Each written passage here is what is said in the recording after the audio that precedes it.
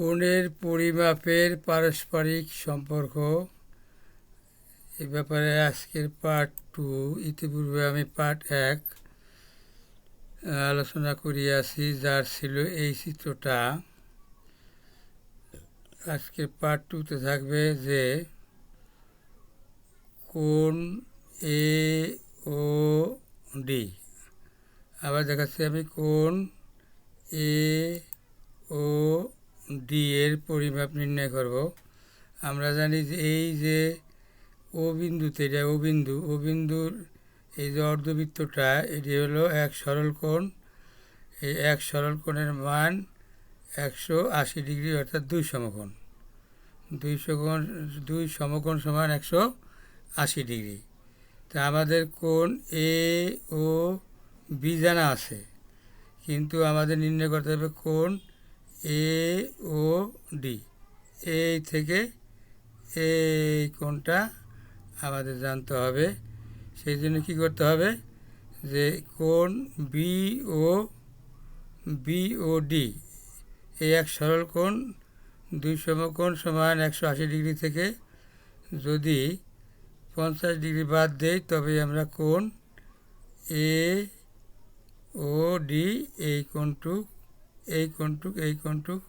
এর পরিমাপ নির্ণয় করতে পারবো। তো লক্ষ্য করি যে কোণ এ ও ডি সমান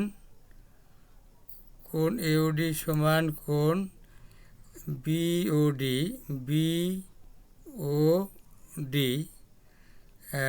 এক সরল কোণ থেকে যদি কোণ এ ও বি বাদ দেই বা বিয়োগ করি, সেই ক্ষেত্রে যদি আমি মান বসাই দেই, কোণ বি ও ডি সমান এক সরল কোণ সমান 2 সমকোণ 180 ডিগ্রি। তার থেকে বাদ দিলাম কোণ এ ও বি এর মান 50 ডিগ্রি, বিয়োগ করলে থাকে হলো 130 ডিগ্রি। তো কী পেলাম, যে কোণ এ ও ডি এই কোণটুক 130 ডিগ্রি, এই কোণটুক 130 ডিগ্রি।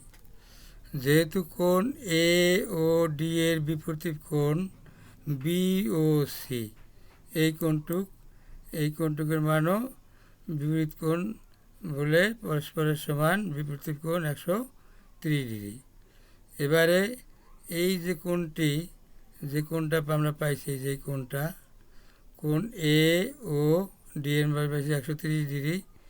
কোণ এ ও ডি এর বিপরীত একান্তর কোণ কোণ এ ও ডি এর একান্তর কোণ হলো এন ই সি।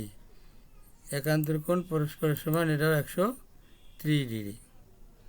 এবারে অনুরূপ কোণ এ ও ডি, অনুরূপ কোণ এ ই এম, এই যে এই কোণটুক, এইটুক, এই অনুরূপ কোণও পরস্পরের সমান, এটা 130 ডিগ্রি।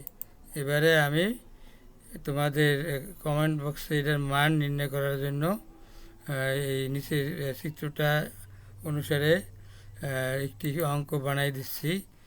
যে এই বিডি এর ও বিন্দু থেকে এম এর উপরে ও এফ যদি লম্ব হয়, সেই ক্ষেত্রে কোণ সি ও এফ